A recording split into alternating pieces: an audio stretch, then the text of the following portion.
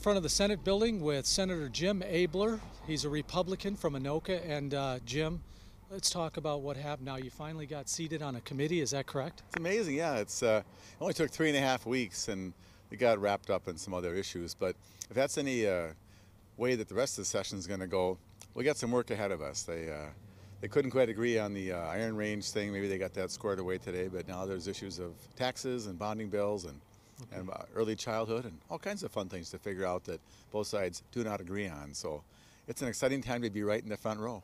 So what committees did you end up being assigned to? Health and Human Services, Finance, which I'm pretty excited about, and Higher Ed, which is really important, and then local government. So I get to learn something new.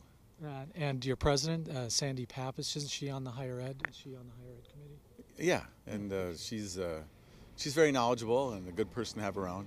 But the chairman's Terry Bonoff. That's right. Yeah. So what are the key issues for the Republicans, you think, in this session? Try to avoid getting run over by the bus. It's interesting. I've been in the minority and the majority. It's really better to be in the majority, I'll tell you. But in the minority in the Senate, they're polite while they do a little bit. And so I'm eager to do the good I can.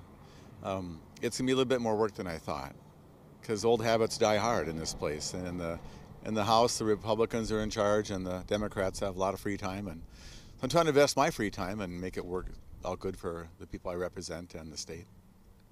So when I called for you today to just spend a minute or two with us, you said come to the building, your office, and I came here because this is the new office, Jim. This is the new Senate building, the where this is where you're supposed to be. And I was up here looking around, and they said Abeler.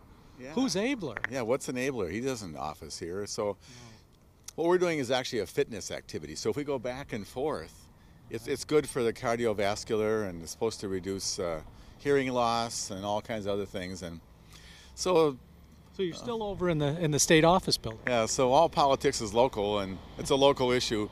The people in my district don't really much care about it, but there's some people that still think this is something worth fighting about. And so after the election, I think we're going to move over here, and it'll make some sense. Okay. Budget, big deals going on there. What do you think? You saw the governor. You went to the State of State address, and he laid out some aggressive plans for Minnesota. What were your thoughts? Remember Jesse Ventura's State of the State? The State of the State is great. Do you remember that? Yes, I remember. And so that actually, we didn't say that. He just said he's got some ideas. He wants to buy some early education for children, and some health care, and some transportation, and people pretty much agree. They just don't know how much they want to spend on it, or if any, and how we're going to pay for all the transportation plans we have. So the two sides are really nowhere, there you go, for the people at home, they're nowhere near together. So if you like to watch drama, you don't have to watch the recurring, on TV. You can just watch it here. There's drama every day, so it's worth it. Well, the governor challenged Republicans that they could do better.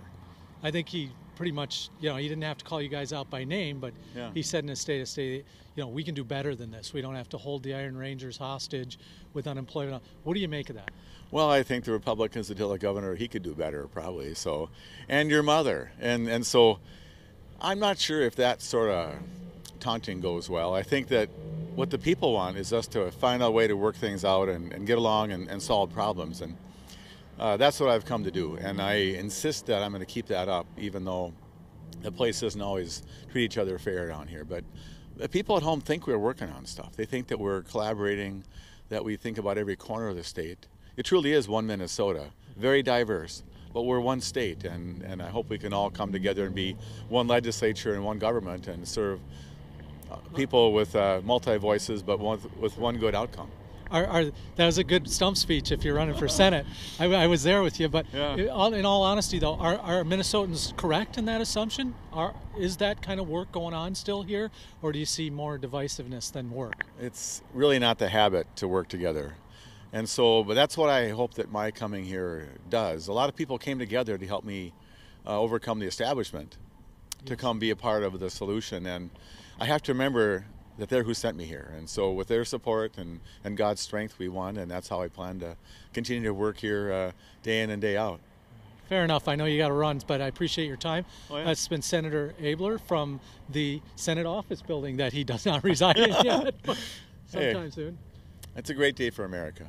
Every day is. Fair enough. And just to remind people, we do live in one of the best states and the best country in the world. And however we don't get along, at least here we're civil about it. We disagree with votes and not guns. And so people should feel like we are blessed to be here. So don't forget the good. And for all of our wrangling and rancor, it's still a good place to live. So, please stay. Yeah, they'll stay, but no comment on the presidential politics going on right now. Are you backing Hillary or Bernie? Yeah, you just can't make it up, all this stuff. You know, all the pollsters are like, wow, who would have thought? Yeah. And my only comment is, of all the remaining 5 candidates, there's 330 million people in this country. Yes. That's the best we could do. Yeah. You're scaring the kids at home, Senator Abeler. All right. Well, Thanks. Thanks very much. Drive safely. All right.